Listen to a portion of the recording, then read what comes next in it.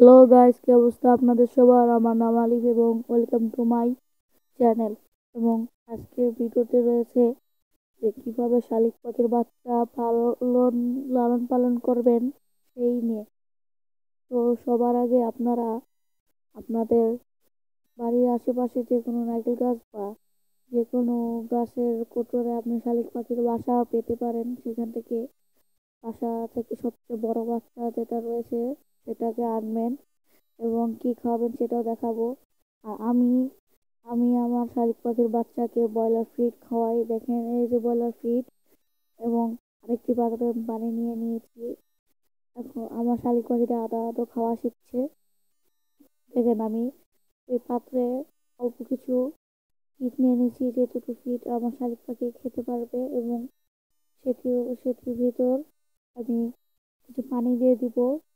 সেই পানিটি যেন ফিডের চেয়ে একটু বেশি হতে হবে, তাহলে ফিড পুরো পানিটি চুষে নিয়ে তারপর সেটি সেটি নরম হয়ে গেলে সেটি দলা দলা করে শালিক পাখিকে খাওয়াই দেবো।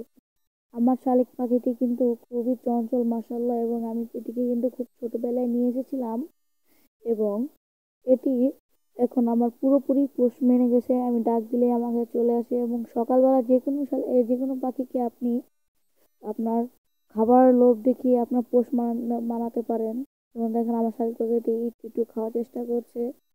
সে সে এখন আদো আদো খাওয়া খেতে পারে, কিন্তু আমি তাকে তাও দিনে 3 থেকে 4 বেলা খাওয়া দিই। এবং আপনারা যারা ছোট বাচ্চা আনবেন তারা দিনে 6 থেকে 7 বার খাওয়ানোর চেষ্টা করবেন, কিংবা 2 ঘন্টা পর পর। দেখেন, আমার শালিক পাখিকে আমি কিভাবে খাওয়াই দিচ্ছি।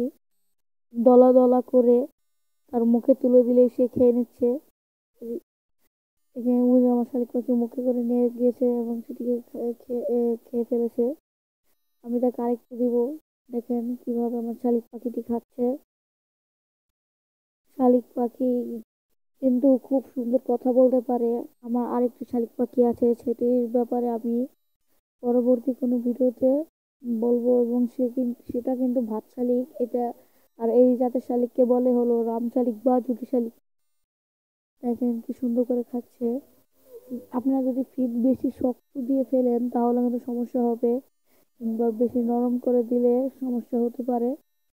আপনারা ফিড দেবেন একদম, যাতে শক্ত না হয় আবার একদম নরমও না হয়, এরকম ফিড দিবেন।